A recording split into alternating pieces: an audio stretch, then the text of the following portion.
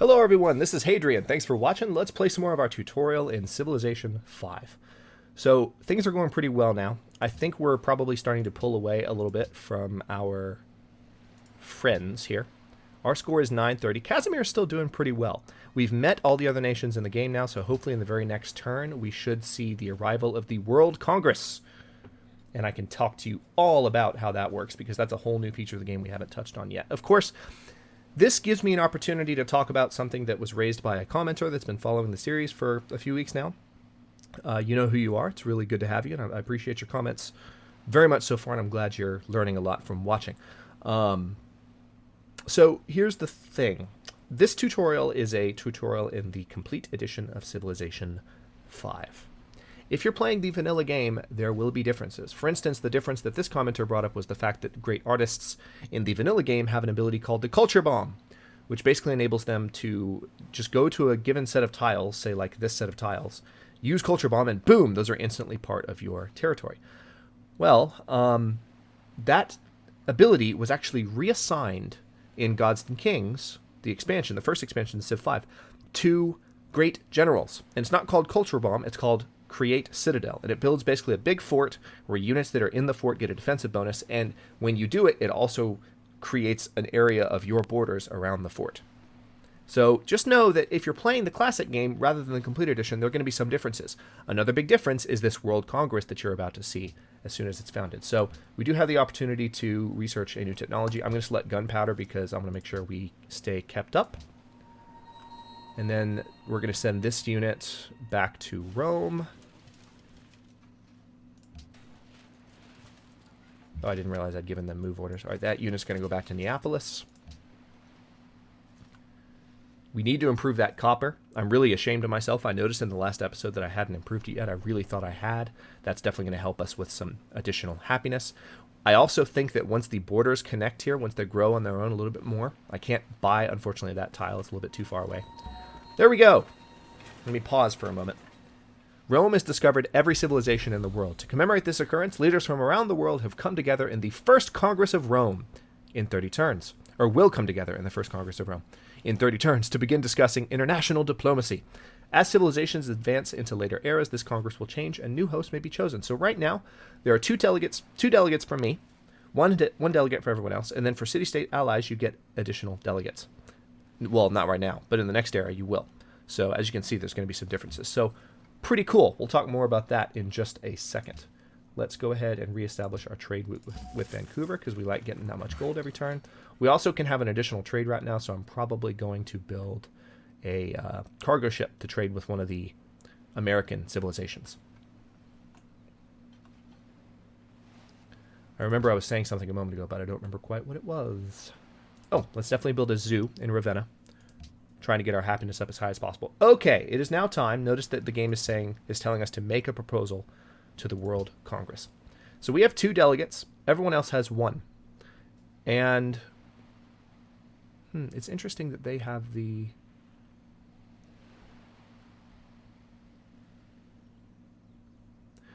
Typically, I only see this little scroll on top of the leading civilization. So not quite sure why it's on top of both of us. But click to propose. And we have several options here to influence the way the game turns out. I'm going to go for World's Fair first. Check this out. When you begin the World's Fair project, assuming the rest of the world votes on it, and they usually do, basically you enter a contest, and you can steer all of your city's production toward the World's Fair for as long as the World's Fair is going. And whoever gave the most effort, whoever put the most production into the World's Fair at the end, gets either 1 bonus, 2 bonuses, or 3 bonuses, depending on whether they're in 3rd, 2nd, or 1st place, respectively. So look at those bonuses. The 1st place bonus is a 100%, a doubling of culture for 20 turns. 2nd place, it's a free social policy. 3rd place is 500 points to the Golden Age, so we're going to go for the World's Fair. We're going to propose it. People will generally be happy with us for that decision, which I'll talk more about the next time we make when we're maybe faced with making a more controversial proposal to the World Congress. Let me go ahead and buy that tile, because I'm nervous about Vatican City expanding any farther. Can I also buy that tile by chance? Nope. I'm a few gold away from it. All right. So this worker can come down here to that mine. As soon as one of these farms is done, we will improve that copper. Okay, so Pakal wants some of my salt. I do not have a problem with that. He also will accept an embassy, so I'll be able to see his capital. He'll give me 6 gold per turn as well.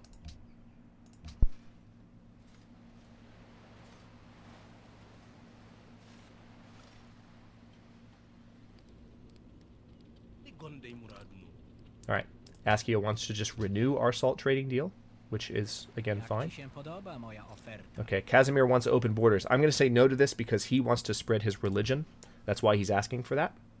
He just wants to have an easier time getting all of his units and his influence. I think Casimir is kind of going to go for a cultural type victory because you can see his missionaries spreading.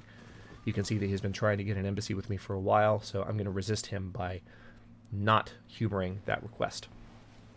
So yeah, that's the benefit. What you see now with the World Congress having been formed is the benefit of all the exploring we did with our caravels. So we have a caravel going this direction now, so we're going to do some more discovery. But as you can see, we can see Mexico now. We can see Florida, and we can see the game's version of one of the Great Lakes. It actually looks like Hiawatha's capital is probably like right on what would be now the Canadian-American border, which is cool. All right, this composite bowman, we're going to go ahead and upgrade. See, now they're crossbowmen, the way that that unit we're fighting was. And we will fortify the longswordsmen in Neapolis until they're healed. Okay. This is fine by me. Pakal wants to know where my capital is, and he's going to give me 1 gold per turn for 30 turns to have an embassy. That's fine. Portugal and Poland have signed a research agreement. What are research agreements? I'll tell you in a minute. So Poland is happy that we proposed the World Congress, or that we proposed the World's Fair, excuse me, at the First Congress of Rome. Our happiness is still going down. We need these zoos to finish building as soon as possible.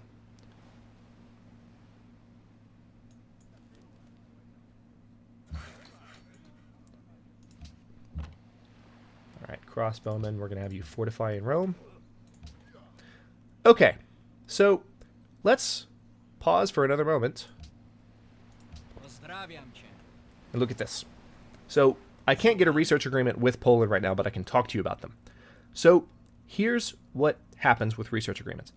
Each player has to spend 250 gold when the agreement is made. But so basically you're putting in a certain amount of money invested. You're agreeing to put in a certain amount of money together. At the end of 30 turns, you basically get a huge science boost similar to the way you would when you use a great scientist. So it just gives you a huge boost in your technology, whatever you're researching, and possibly a little bit towards the next technology, which can often happen when you get large amounts of science. No, I don't want to open borders with you. So that's the way that works. Okay, Hiawatha is happy with the World Congress proposal. I'm going to beat you all. I hope you all know this. I mean, I really hope you do.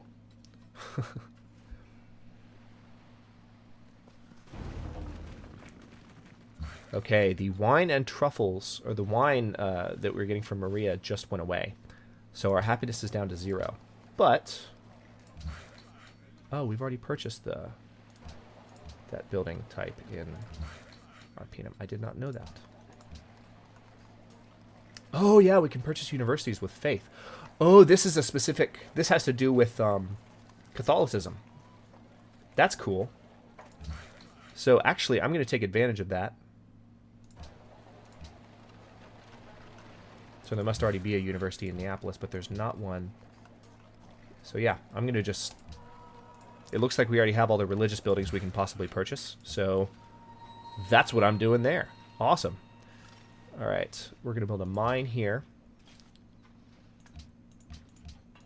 So you'll recall that much earlier in the tutorial, I was looking at the bonuses of Catholicism, and there was one that I couldn't quite read because it was too long. It scrolled off the edge of the screen. But it turns out you can purchase universities with faith. Oh, next turn. So we're almost to 1700 AD. All right, we got some wine from Hiawatha this time rather than from Maria. New research agreement. Songhai and Poland have signed a research agreement. So everyone's going for those research agreements. It's not going to help them. We're still going to win. All right, looks like one of our zoos finished because we just got a happiness boost. Yeah, our zoo in Kume has completed production. You go here and build a mine on that. You go here and build a farm. Perfect. All right, so in Kume now, let's go ahead and build an aqueduct so that we can grow faster. In Mediolanum, ooh, wow. Okay, you have a lot that you need to build. Let's build a Colosseum for that happiness boost. Mediolanum is finally off of that queue that we built up. All right, let's set up a temple in Circe. And I think we can also go ahead and switch to production focus. Yes, we can. And things will build significantly faster. We are one turn away from finishing gunpowder. We're also no longer friends with Singapore, which is why our happiness dropped a little bit. So we'll have to fix that in the next turn. So as of now, we will be able to build the Himeji Castle, which is a very useful wonder to have, and I'll tell you why in a moment. But first, I'm going to upgrade this unit. Hey, look! We have guns. Oh, good times. All right, so we're going to build an opera house in Neapolis because I just want to keep building up as much culture as possible. We're going to give 250 gold to Singapore, get a nice happiness boost from being friends with them again. We're going to adopt a policy. I'm going to go ahead and select patronage because I want those extra 2 delegates. So like I said, I wanted to show you guys from a tutorial point of view what it would look like when we have patronage. Also notice that because we're going to have patronage, our influence with city-states is going to degrade 25% slower than normal. So it will be a lot easier to maintain relationships with some of these city-states that are giving us additional happiness, additional culture, additional food, etc. All right, so with the... All right, we have 5 good technologies to choose from here, including 2 that have a lot of these little stars. And these stars tend to be just general improvements to tiles. For instance, economics will improve the gold yield of camps, the gold yield of customs houses, which we don't have any customs houses, the gold yield of polders, which we don't have any polders, and the gold yield of trading posts. We don't have any trading posts yet. Architecture, the Taj Mahal sure would be nice, that extra 4 happiness. And then chemistry increases production yield. So we're going to go for chemistry first because it's going to help us build everything faster. Everything. We're going to get extra production from manufactories. We have not built any manufactories with great engineers yet, but I told you about them earlier. Mines will all produce more. We have lots of mines. And then quarries. We have a few quarries. Will produce more. So we definitely want that.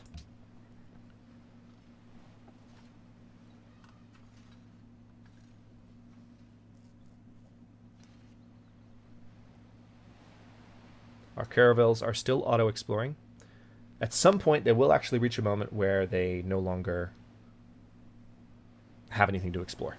And they'll ask for orders because they don't know what to do. All right, so we're going to tell these musketmen to hunker down. We're going to build a farm in the desert there. So we're very much... we're turning the Sahara green. Ah, crap. Someone beat us to the Leaning Tower of Pisa. That is very annoying, actually.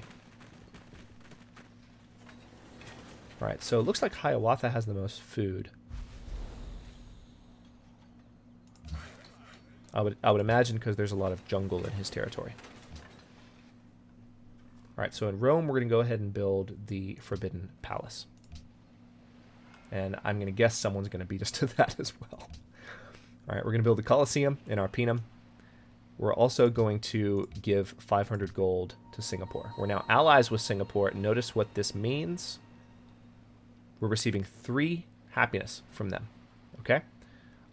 Because we now have the...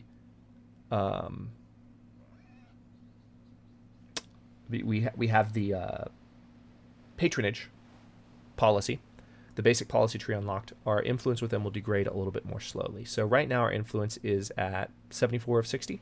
So for around 10 turns, we will be in good shape. Because it's going to degrade by a little bit more than 1 per turn.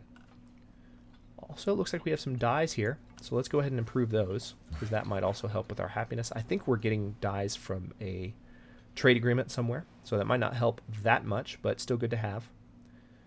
And let's come down here and build some more lumber mills in some of these areas. It's going to take a while for that worker to travel, but it's worth it. I'm very annoyed that they beat us to the Leaning Tower of Pisa. I might actually switch Rome back to a production focus so that they can build the Forbidden Palace as quickly as possible. Okay, so Poland is protecting Singapore. We're going to just tell them to get over it. So, what you just saw there, this is something that hasn't happened yet in the entire tutorial. Let me talk about it for a little bit. What you just saw there was a... basically, the AI will accuse you of various things throughout the campaign, and you can either respond in a positive way or a negative way.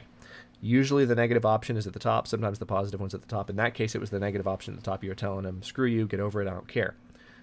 Notice our happiness is at plus 20 now, so we're in a much better position. So basically, it's very reductive. It's a simple diplomacy system.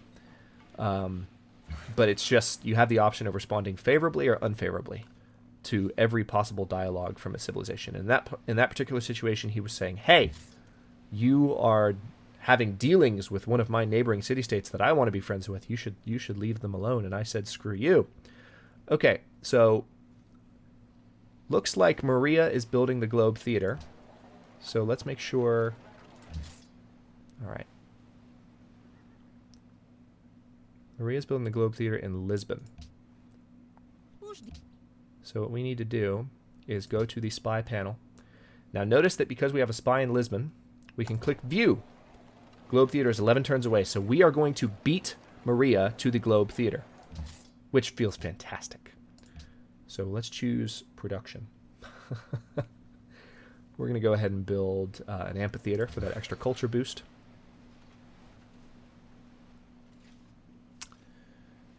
Where do I want to send you? Yeah, come down here. We need to build some lumber mills. Steel technology, so we're going to steal navigation. And we were not caught. So now what I'm going to do is we're going to move this spy. We no longer have anything to steal from Maria, so we're pretty much caught up with her. So we're going to move the spy back to the hideout. And then we are going to...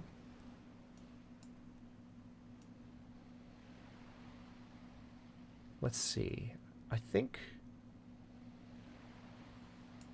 we're going to put him in Warsaw as a diplomat. And you will see as the campaign goes on what the benefits of that decision are. So we acquired gold somewhere, somehow.